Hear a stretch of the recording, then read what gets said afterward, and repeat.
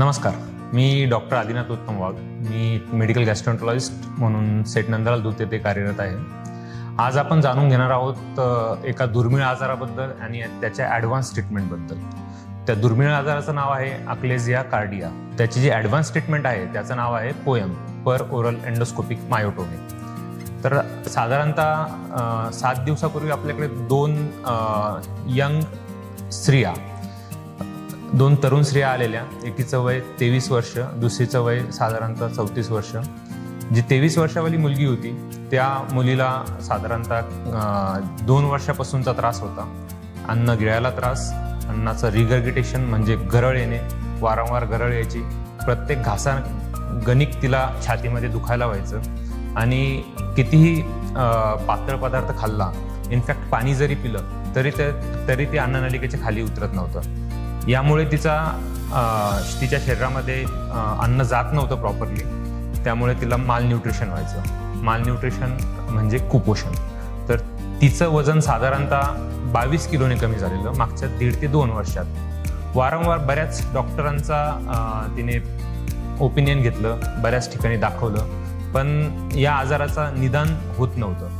आपल्या इथे ती एक 8 दिवसापूर्वी आली. तेव्हा आपण त्या आजाराचं निदान केलं एंडोस्कोपी आणि मॅनोमेट्रीद्वारे. तेव्हा आपल्याला कळालं की तिला अक्लेझिया कार्डिया हा अन्ननलिकेच्या मोटिलिटी डिसऑर्डर, अन्ननलिकेच्या मुवमेंटचा आजार आहे. यामध्ये होतं असं की अन्ननलिकेच्या शेवटच्या भागात असलेला जो लोअर इसोफेजियल स्फिंक्टर असतो तो लवकर उघडत नाही. साधारणतः अन्ननलिकेचं काम हे असं असतं की तुमचा जो घास आहे, तोंडामध्ये गिळालेला घास हा पोटापर्यंत पोहोचवायचा.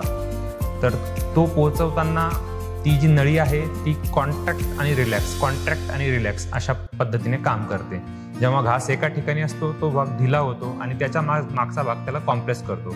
हा भाग ढिला, हा भाग कॉम्प्रेस. अन्नाचा घास पुढे जातो, मागचा भाग कॉम्प्रेस करतो, पुढचा भाग ढिला होतो.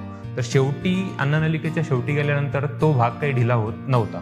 त्या भागाला जो टाईटपणा, जे कडकपणा आलेला होता तो ह्या आजाराचं मूळ कारण होतं. तर या आजाराचं निदान एंडोस्कोपी, बेरियम स्वालो आणि मॅनोमेट्रीद्वारे केलं जातं.